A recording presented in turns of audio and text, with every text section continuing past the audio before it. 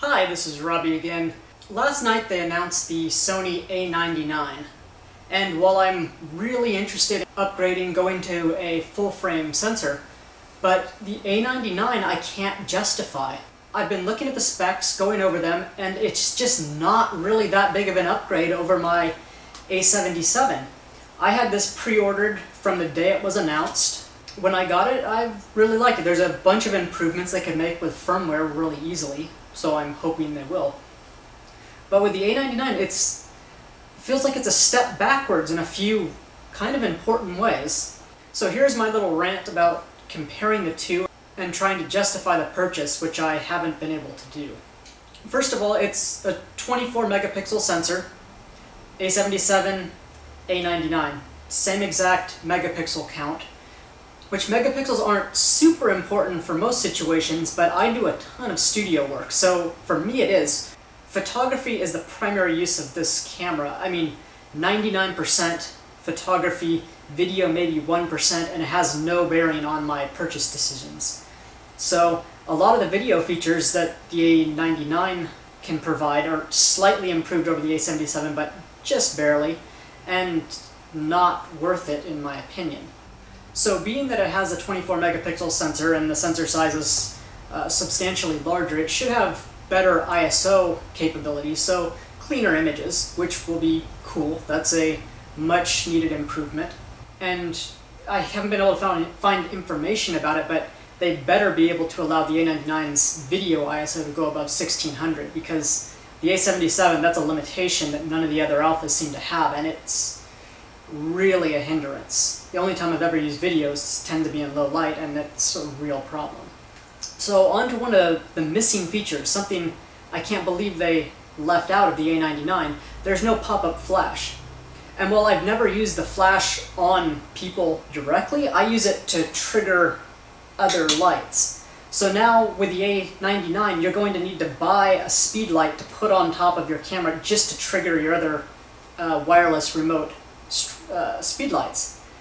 That's a pretty big expense that seems unnecessary. Also to note, it seems like the EVF is the exact same between the a77 and a99. a77's EVF is actually great. I love this, and I can't go back to a normal DSLR. They feel so primitive and ancient after using this. So that's a good electronic viewfinder. From what I've read, they've still limited the bracketing. They need to understand bracketing needs to be completely open. They need to be variables. We need to say, I want a 1 EV step, 9 shots, something like that. Because right now with HDR images, if you want any more than 3 at a fairly large bracketed range, you have to touch the camera, which is really obnoxious. So I hope they finally, with some kind of firmware update or some way they learn we need much more freedom with auto bracketing for HDR images. The autofocusing system on the a99 is somewhat interesting. It seems like it uses the exact same autofocus sensor as the a77, a 19-point autofocus system with 11 cross-type sensors. But in addition, it has phase detection on sensor. So it's using a hybrid system, but the main normal autofocus seems like it's the exact same as the a77, which is great.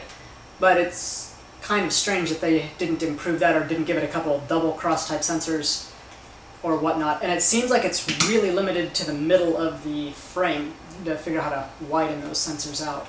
It looks like with the a99 they're finally bringing back tethering, which they should have put in the a77, but that's an awesome, a welcome improvement for studio shooters.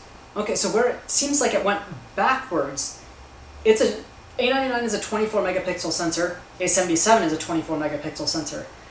The a77 can do 10 frames a second or 12 frames a second if you lock focus. But the a99 can only take 6 frames a second at full frame resolution. It can take 10 frames a second if it crops, but that's going to 10 megapixels. How can the a77 take 12 shots per second at full 24.5 megapixel resolution, and the a99 with a newer processor, dual cards, can shoot 10 frames a second at half of the resolution, at 10 megapixels? That just doesn't make sense to me. It feels like a major step backwards. I might be missing something, and until they release the manual that I can really read through. I'm not going to know for certain, but that just feels strange. The actual video capabilities, the formats, the codecs, are the exact same between the a77 and a99. They both do 1080p 60 frames a second at 28 megabit, but it seems like there needs to be some kind of improvement. I wish that they, on the a99, would allow for some kind of raw video recording, or maybe increase the resolution, go to 2K or 4K or something like that, just to make it a substantial step up above the a77, because right now the video formats are the same. The back LCD is the same between the a77 and a99 as far as I can tell. They're both dust and moisture sealed. And now another annoying thing that they've decided to change is the hot shoe. They've switched it back to an ISO standard, which it seems like they've done that to make some video accessories more accessible. But for us people that have been with Sony for a while, and we've got a bunch of speedlights, they will no longer fit on the new camera without some kind of an adapter. And unless that adapter is made out of titanium and can be locked in there solid, I will not feel comfortable having a $400 speedlight on an adapter above the camera. If you bump into anything, I don't know, that feels dangerous. And then the price, it's coming out at $2,790, so $2,800.